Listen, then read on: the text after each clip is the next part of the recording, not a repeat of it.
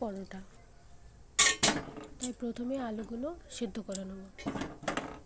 আর এখানে কুচিয়ে রেখেছি পালং শাক, গাজর, বিনস আর কাঁচা লঙ্কা। কড়াতে তেল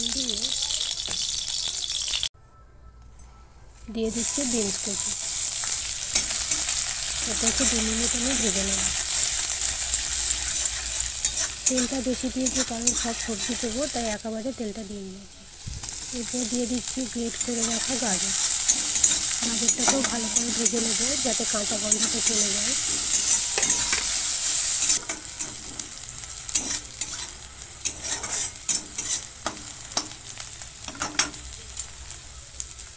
গাজর বিনস ভাজা হয়ে গেছে। এরপর দিয়ে দিচ্ছি পালং শাক আর দিচ্ছি অল্প একটু নুন। এরপর সব কিছুকে ভালো করে আমাদের ভেজে নিতে হবে।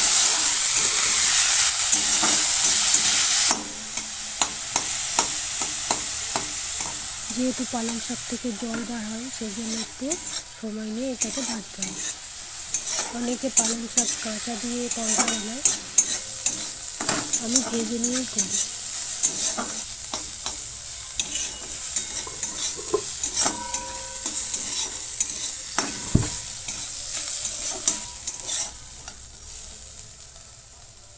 ভাজা হয়ে গেছে, এরপর নামিয়ে নেব।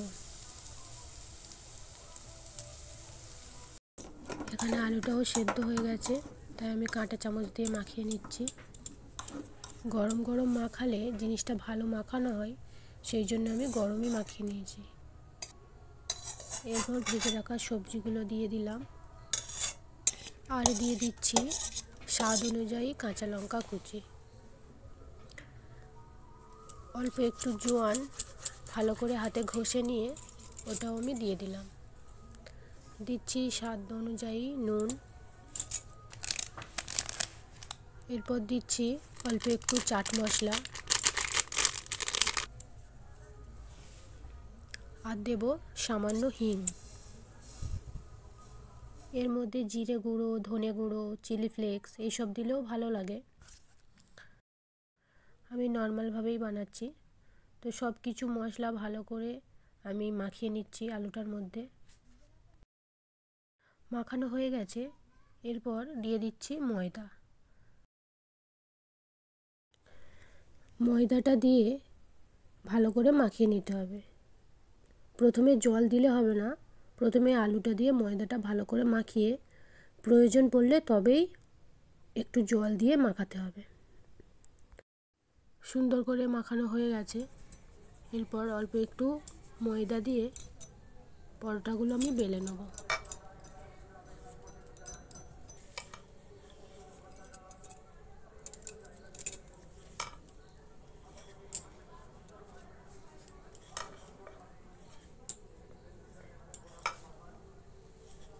পরোটাগুলো একদম হালকা হাতে বেলতে হবে, যেহেতু এটা আলু দিয়ে বানানো, খুবই নরম। এটা রুটির মতো যদি জোরে বেলা হয় তাহলে এটা ছিঁড়ে যেতে পারে।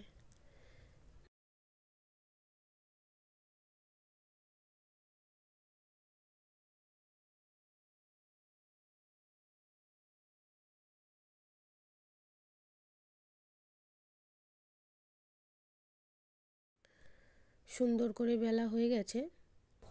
এরপর চাটু বসিয়ে তেল দিয়ে দিচ্ছি। এরপর আস্তে আস্তে পরোটাটা দিয়ে দেবো। বেশি জোর দিলে হবে না, লো টু মিডিয়াম আছে পরোটাগুলো ভাজতে হবে। তেলটা যাতে সুন্দর সব জায়গায় লাগে তার জন্য আমি একটু ঝাঁকিয়ে নিলাম।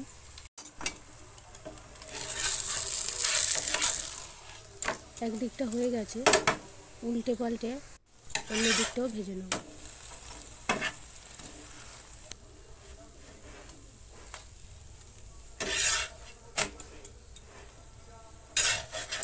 তো ভালোভাবে শেখা হয়ে গেছে, এবার তুলে নেব। পরোটাটা খুব সুন্দর আর খুব নরম হয়েছে। এইভাবে আলুর পরোটা বা পালং শাকের পরোটা বানালে শুধুই খাওয়া যায়, তরকারি লাগে না। এটা আচার দিয়েও খাওয়া যায়। এখানে আমি সস আর মেয়োনেজ নিয়েছি।